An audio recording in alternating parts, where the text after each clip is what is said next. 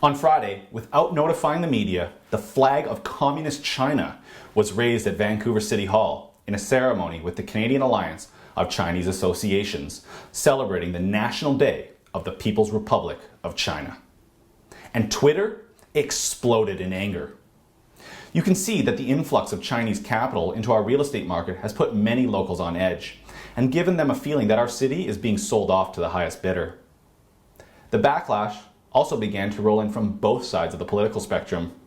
Jason Kenney was upset that Joe Pescashalito, the Liberal MP from Steveston Richmond East, was wearing the Chinese Communist Party's red scarf at the event.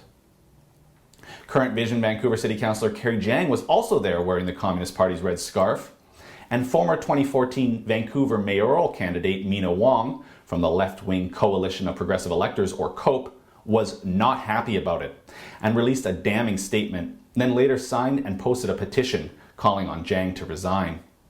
Her statement read, quote, "My family and I suffered greatly under that national flag.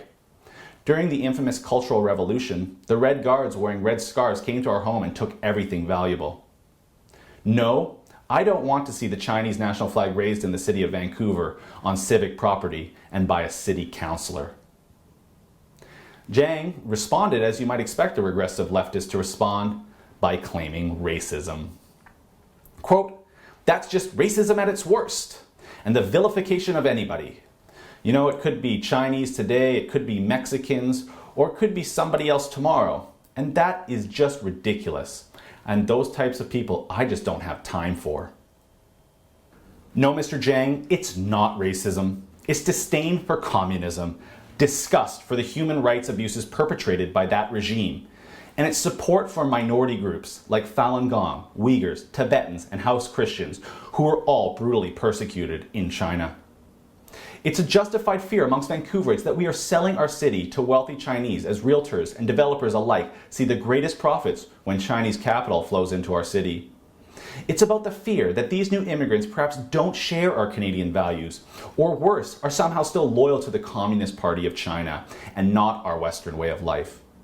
Or maybe it's concern for the thousands and thousands of Chinese Canadians like Mina WOM's family who were persecuted so harshly under the Cultural Revolution and came to Canada for a better life. Or for the thousands of Chinese from Taiwan or Hong Kong that have never accepted communism. Mr. Jiang, the concern is not based in racism, but instead a genuine concern and fear that our city is being sold off, Canadian values shoved aside, and human rights abuses ignored.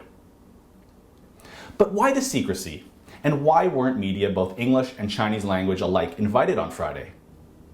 Well, it's the same reason why the hotel in Ottawa put up a fence when the Chinese premier visited, or why in 1997 at the APEC protests here in Vancouver, people were arrested and pepper sprayed simply for attaching signs to the fences protesting China's presence.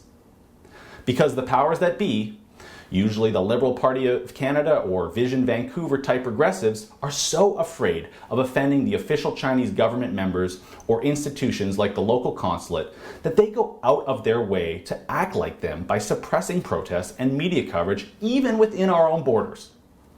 So when people claim Vancouver has already been taken over by the Chinese, are they really wrong? For the Rebel.media, I'm Christopher Wilson. Hey, thanks for watching. Did you like what you just saw? Well, click up here to become a premium member and check out all of our full-length shows.